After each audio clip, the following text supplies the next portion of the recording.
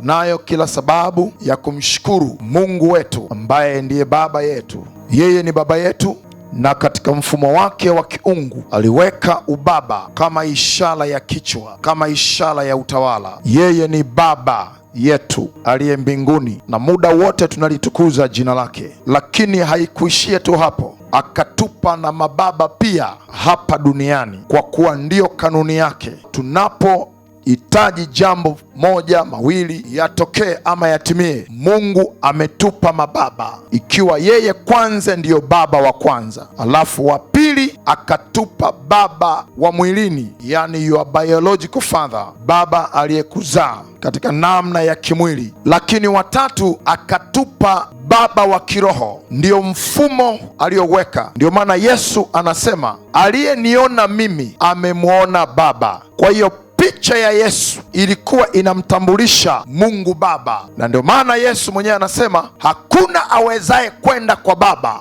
ila kupitia kwangu mimi. Na katika mfumo huo huo ambao Yesu alikuwa anaeleza kuhusu Baba, mfumo huo huo pia Mungu akauweka duniani, akatupa mababa wa kimwili, alafu akatupa baba watatu ambaye ni baba wa kiroho. Na huyu baba wa kiroho maana yake ndiye anayekuchunga, ndiye anayekuongoza katika njia za kiroho, namna gani ya kumtumikia Mungu, namna gani ya kuenenda na Mungu. Kwa nini? Hiyo ndo kanuni ya Mungu ameiweka. Anawasiliana na huyo baba, alafu huyo baba anafikisha ule ujumbe kwenu. Na ndio maana kanisa la ICG, taifa la Yesu, tunaye baba yetu wa kiroho anaitwa Dr. Prophet Shepherd Bushiri, ndiye baba yetu wa kiroho huyu hapo unayemwona. Kwa kitendo cha mimi kusimama alafu yeye yuko nyuma, maana yake nimesimama kwa kuwa iko nguvu nyuma yangu. Yuko baba nyuma yangu anayeniombea, anayeniongoza, anayenishauri, anayenikanya kwenye maisha yako yoyote. Usikubali kuongozwa na baba asiyekuwa na baba. Utaniambia Apostle Boneka unaongea nini? Baba yangu huyu wa kiroho naye anaye baba yake anaitwa Prophet Hubert Angel. So unagundua hii ni mfumo ambao Mungu mwenyewe ameweka. Kuna watu wanasema mimi nitasimama tu mwenyewe, nitafanya tu mwenyewe.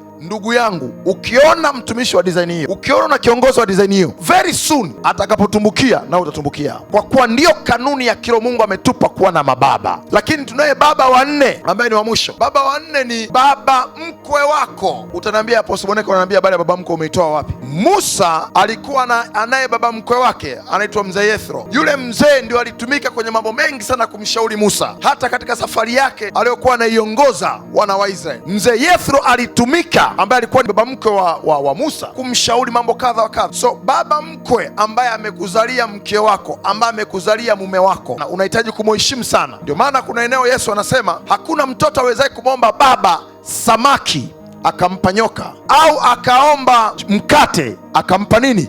Jiwe. Hii tafsiri yake nini? Akina baba wana sifa ya kutoa, akina baba wana sifa ya kuwapa watoto wao. Ndio maana tunaye baba yetu wa mbinguni, ndio maana tunaye baba zetu wa mwilini, ndio maana tunao baba zetu wa kiroho, na ndio pia tunao baba zetu ambao ni baba wakwe.